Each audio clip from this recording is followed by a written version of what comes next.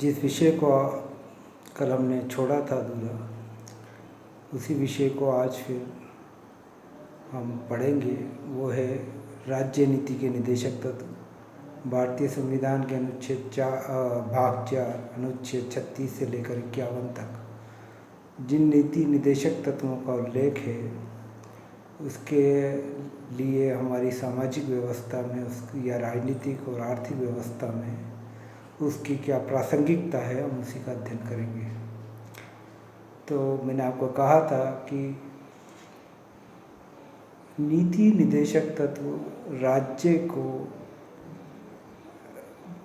ऐसे मूलभूत आदेश दिए गए हैं जिन्हें अपनी विधायी शक्ति का प्रयोग करते हुए इन तत्वों को पूरा करना है।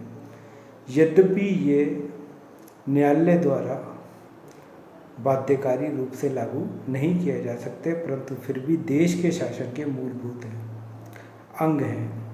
तो नीति निदेशक तत्वों में वो सभी तत्व सम्मिलित हैं जिनसे एक समतावादी सामाजिक, आर्थिक व राजनीतिक न्याय वाले समाज की स्थापना होती है।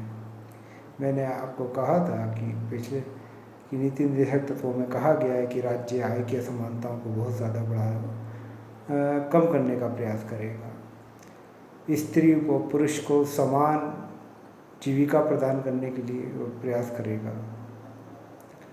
राज्य श्रमिक पुरुषों और स्त्रियों के स्वास्थ्य और शक्ति तथा बालकों की सुकुमार अवस्था का दुरुपयोग नहीं होने देगा। राज्य इस बात का भी प्रयास करेगा कि स्त्रियों को प्रसूति अवस्था में कार्य न करना पड़े। राज्य वैज्ञानिक आधार पर कृषि का संचालन करेगा तथा अच्छी नस्लों का पशुपालन की अच्छी नस्लों का प्रचलन कराएगा तथा गाय, बछड़े तथा दुधारू पशुओं की नस्ल सुधार तथा वध रोकने का प्रयास करेगा। अनुच्छेद 40 में कहा गया है कि राज्य पंचायतों की स्थापना का प्रयास करेगा। अनुच्छेद 44 में नीति निदेशक तत्व के भाग में कहा गया है कि राज्य एक समान नागरिक संहिता बनाने के लिए प्रयास करेगा। अनुच्छेद 50 में कहा गया है कि राज्य कार्यपालिका और व्यवस्थापिका के मध्य लोक सेवाओं में उसका पृथक्करण करने का प्रयास करेगा। अनुच्छेद 51 में नीति निदेशक तत्वों के भाग में ही अंतर्राष्ट्रीय शांति और सुरक्षा के लिए कई राज्य को निर्देश दिए गए हैं कि राज्य अंतर्राष्ट्रीय शांति और सुरक्षा के लिए कार्य करेगा, राष्ट्रों के मध्य न्यायपूर्ण और सम्मानपूर्ण संबंध बनाएगा, राष्ट्रों के आपसी व्यवहार तथा अंतर्राष्ट्रीय कानून और संधियों के प्रति आदर रखेगा तथा अंतर्राष्ट्रीय झगड़ों का निपटारा मध्यस्थता के माध्यम से सुलझाने का प्रयास करेगा। साथ ही नीति निदेशक तत्वों में इस बात की भी अपेक्षा की गई है कि राज्य उत्पादन के साधनों का केंद्रीकरण नहीं होने देगा। तो स्पष्ट है कि नीति निदेशक तत्वों में वो सभी बातें कही गई हैं जो किसी भी समाज के लिए सामाजिक आर्थिक न्याय के लिए बहुत ज़्यादा आवश्यक है। तो और इसके बिना किसी भी न्यायपूर्ण समाज की स्थापना नहीं हो सकती। यही वजह है कि जहाँ मौलिक अधिकार राजनीतिक लोकतंत्र की स्थापना करते हैं, नीति निदेशक तत्व एक सामाजिक और आर्थिक न्याय के आधार पर एक नई सामाजिक व्यवस्था का निर्माण करते हैं। इस रूप में ये बात कही जा सकती है कि भारत का जो संविधान है एक प्रगतिशील दस्तावेज है और नवीन परिस्थितियों में इसकी नवीन व्याख्याएं संभव हैं। साथ ही साथ संविधान को सिर्फ एक कानूनी किताब न बनाकर एक सामाजिक क्रांति का जो यंत्र के रूप में बनाया गया, ये हमारे वाकई में संविधान निर्माताओं की बहुत बड़ी सफलता है कि उन्होंने एक ऐसा संविधान बनाया जो सिर्फ कानून की किताब ही नहीं है बल्कि एक सामाजिक क्रांति का दस्तावेज भी है। तो राज्य पर ये सारे निर्देश लागू होते हैं, यद्यपि ये बाध्यकारी रूप से नहीं लागू होते, लेकिन फिर भी एक व्यापक नैतिक आधार अपने कार्यों करने का और अपने कार्यों की शक्ति पर अंकुश लगाने का कार्य करते हैं। तो इस रूप में नीति निर्देशक तत्वों का महत्व सिर्फ इसलिए कम नहीं हो जाता है कि वह मौलिक अधिकारों की तरह वाद योग्य नहीं है या न्यायालयों द्वारा उसे कोई बाध्यता प्रदान नहीं की गई है। संविधान में उसे कोई बाध्यता प्रदान नहीं की गई, लेकिन फिर भी एक समतावादी समाज के लिए ये सारी चीज़ें आवश्यक हैं। तो नीति निर्देशक, और मैंने कल आपसे चर्चा की थी कि 1951 से लेकर 1978 तक जो एक विवाद चला मूल अधिकार और नीति निर्देशक तत्वों का, और जिसके केंद्र में संपत्ति का अधिकार था, और उस संपत्ति के अधिकार के कारण ही एक लंबा संवैधानिक जटिलता पैदा हुई। और क्योंकि संपत्ति का अधिकार मूल से उदारवादी या पूंजीवादी दर्शनों की विशेषता कही जाती है, जबकि नीति निर्देशक तत्वों में बताई गई सारी बातें समाजवादी दर्शन से प्रेरित हैं।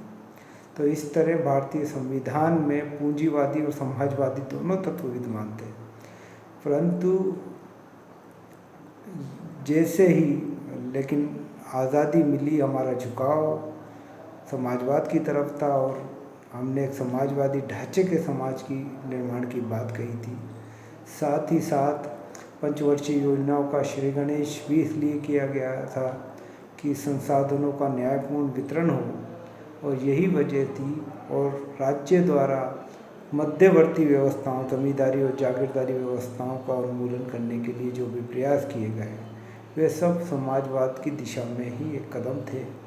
और आगे चलकर इनको लेकर और इन कदमों को उठाए जाने से जो संपत्ति के अधिकार के से जो टकराव पैदा हुआ, उससे एक संवैधानिक जटिलताएं उत्पन्न हुई। समय समय पर संपत्ति के अधिकार को नीति निर्देशक तत्वों को लागू करने के लिए उसमें संशोधन किए गए, परंतु ये पर्याप्त साबित नहीं हुआ। और अंत में ये हुआ कि 1978 में जब 44वां संविधान संशोधन हुआ, तो उसमें संपत्ति के अधिकार को एक मूल अधिकार के रूप में समाप्त करना ही उचित समझा गया। तो ये बात, और संपत्ति के अधिकार को एक मूल अधिकारों की श्रेणी से निकाल कर एक विधिक अधिकार के रूप में स्थापित किया गया। तो ये बात हमारे समझने की है कि नीति निर्देशक तत्वों को लागू करने के लिए राज्य इस हद तक प्रतिबद्ध था कि एक मूल अधिकार की समाप्ति इसी नीति निर्देशक तत्वों की क्रियान्विति के लिए हो गई। तो हम ये सिर्फ ये मान लें कि वाद योग्य नहीं होने के कारण नीति निर्देशक तत्व प्रासंगिक नहीं है, भारतीय संवैधानिक इतिहास इस बात की पुष्टि नहीं करता है, बल्कि ये बताता है कि नीति निर्देशक तत्व की वजह से भारतीय संविधान के एक महत्वपूर्ण अधिकार को ख़त्म कर दिया गया। तो ये बात समझने की है कि लेकिन मूल अधिकार और नीति निर्देशक तत्वों में सामंजस्य होना चाहिए, एक दूसरे के ये पूरक हैं, और साथ ही साथ दोनों व्यक्ति की गरिमा से ही जुड़े हुए हैं। तो इन दोनों में कोई विभेद या मतभेद या प्रति विरोधाभास है, ये कहना उचित नहीं होगा, बल्कि मौलिक अधिकारों के लिए जिस तरह की रक्षा के लिए जिस तरह की एक न्यायपूर्ण सामाजिक और राजनीतिक और आर्थिक व्यवस्था की स्थापना होनी चाहिए, नीति निर्देशक तत्व उसी दिशा में एक महत्वपूर्ण कदम है।